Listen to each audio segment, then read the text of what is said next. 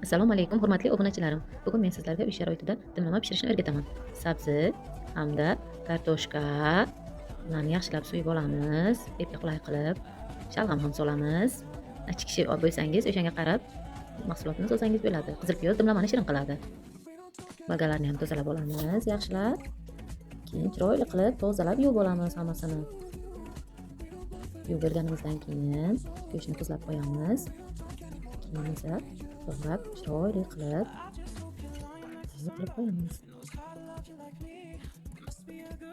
Mana endi taxlab bo'lganimizdan keyin qozonga yog'ni o'lchamasdan ko'zim bilan o'lchab solaman. Yog' qizmasidan go'shtlarni terib chiqaman. Keyin sabzilarini va hokazo hammasini yog' bilan qizib ketmasdan terib chiqamiz. Bir xil razmerda terib bo'lganimizdan keyin piyozlarimizni to'g'rab olamiz, mayda-mayda qilib. Keyin ustiga yuyib chiqamiz. Yaxshilab yuyib chiqqanimizdan keyin har xil ziravorlarimizdan, tuzlaridan sepib chiqamiz. Qozonimizni kovlamasdan turib qopqog'ini yopib qo'yamiz. Dimlanib olguncha karamimizni to'g'rab olamiz. Karamni hammasini solmaymiz. Keraklisini qirqib olamiz. Yaxshilab yuvib, keyin ustiga terib chiqamiz.